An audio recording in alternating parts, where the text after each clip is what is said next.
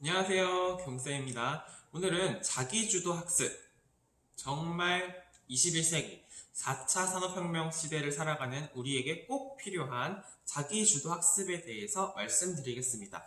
사실 자기주도 학습은 떻게 보면 사실 필요하지 않은 거였어요. 왜냐면 부모님 세대 혹은 그 윗세대를 한번 생각해 보시면 공부를 하려면 스스로 해야 됐습니다. 뭐 학원이라든가 기타 다른 공부할 방법이 쉽지 않았고요. 지금처럼 이렇게 뭐 체계적인 학원 시스템이 있지도 않을 때였죠.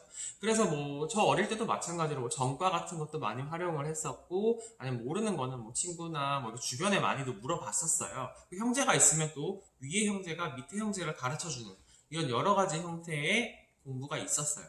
그래서 자기주도 학습이 왜 예전엔 필요가 없었냐? 스스로 무조건 해야 됐기 때문이죠. 물론 주변의 도움을 받긴 했지만 지금처럼 어느 정도 이런 체계적인 시스템에서 교육받기는 사실 쉽지 않았습니다. 그렇기 때문에 자기주도 학습은 아이가 스스로 할 수밖에 없었습니다. 근데 이제는 자기주도 학습을 시켜야 돼요.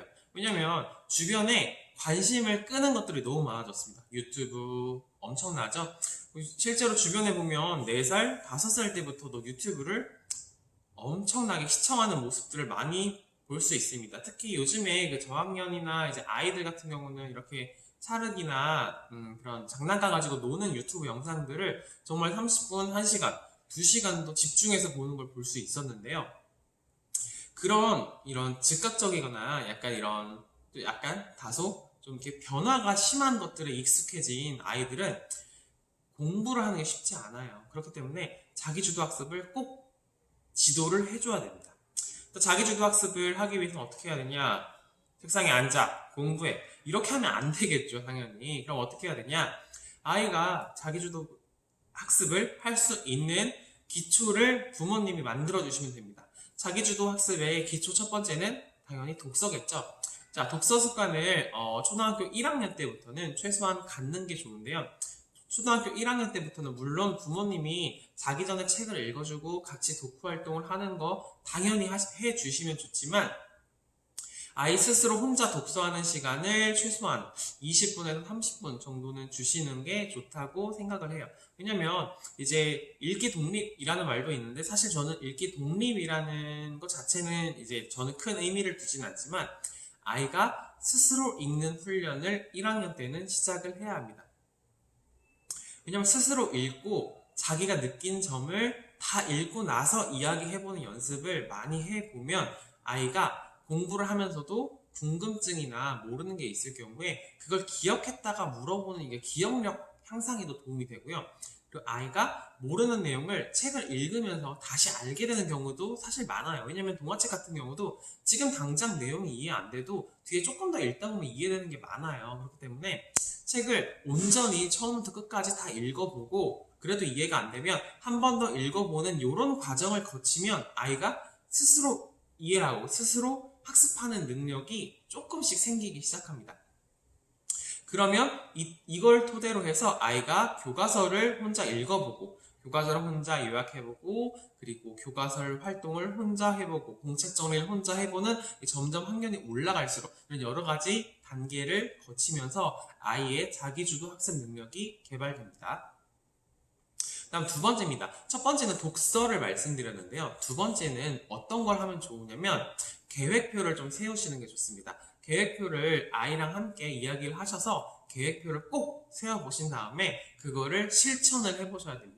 그래서 계획을 세운 다음에 실천을 해보고 잘 됐으면 잘 된 대로, 안 됐으면 안 된 대로. 그래서 혼내주신 마시고요. 당연히 안 됩니다. 저희도 계획을 못 지키기 때문에 쉽지 않기 때문에 잘 지켜진 거는 긍정적인 강화를 해주시고 안 지켜진 거는 이제 앞으로 계획을 어떻게 수정할까 정도로 노력을 해주시면 좋습니다. 다음 세 번째로 자기주도 학습에 또 꼭 필요한 대화입니다. 대화. 즉 부모님과 아이의 대화 양이 많을수록 아이가 자기주도 학습을 하는 능력이 뛰어나집니다. 무슨 이야기냐?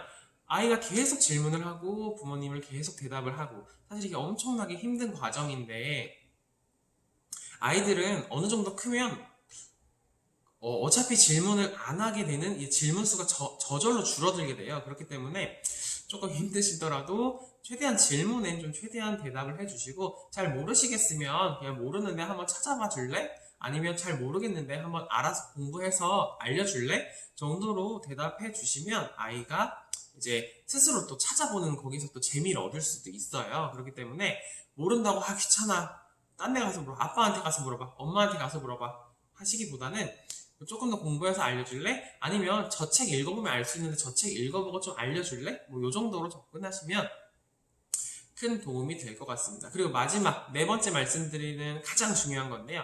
자기주도 학습의 가장 중요한 네 번째는 바로 메타인지입니다.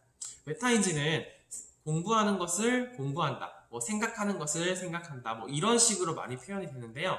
메타인지는 간단히 얘기하면, 더 간단히 말씀드릴게요. 메타인지는 내가 아는 거랑 모르는 걸 구별할 줄 아는 거예요. 그러니까 이게 어떤 거냐면, 예를 들어서 학습 만화를 읽은 아이들은 자기가 읽은 내용을 다 안다고 생각하는데 그 지식의 생성 과정은 알지 못해요. 왜냐면 그 학습 만화뿐만 아니라 그 내용과 관련된 다른 더 깊은 동화책이나 다른 깊은 내용을 공부하면 알 수 있겠죠. 근데 이렇게 학습 만화나 좀 선행을 좀 깊게 하지 못한 아이들의 특징이 뭐냐면, 다 안다고 생각을 해서 자기가 아는 것과 모르는 걸 구별을 못해요.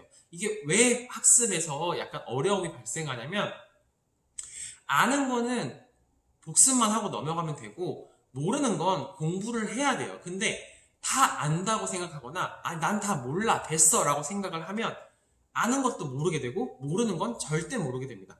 왜냐면 아이들 같은 경우에는 특히 수학 선행학습 같은 경우에 조금 이제 미리 많이 한 아이들은 배운 거예요. 사실 배운 거니까 뭐 배운 건데 라고 접근을 하는데, 그때 설명을 잘 안 듣게 되고 접근을 조금 좀 느슨하게 한다면 오히려 처음 듣는 것만큼 효과가 없는 정도의 성취도가 나오기도 해요. 그렇기 때문에 가장 무서운 게 제가 표현을 얼핏 아는 거예요. 얼핏 아는 게 가장 무서운 겁니다. 차라리 모르는 게 낫습니다. 그렇기 때문에 아이가 아는 것과 모르는 것을 명확히 구별할 수 있도록 뭐 공책에다가 제가 뭐 노트 정리도 블로그에 올려드렸지만, 공책 정리를 할 때 뭐 알게 된 것 혹은 더 알고 싶은 것을 쓰는 이유는 아는 것과 모르는 것을 구별하기 위해서예요. 왜냐면 이걸 알아야 아이가 중학교, 고등학교 갔을 때 암기도 많이 해야 되고 또 한 단계 더 나아가 창의적, 이런 발산적 사고도 많이 하는 그런 논술형 과제도 하게 되는데,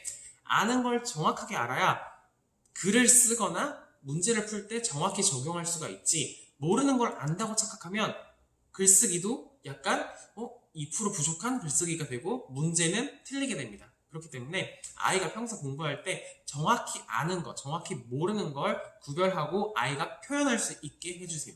이게 자기주도 학습의 네 번째 비법이었습니다. 좀 도움이 되셨나요?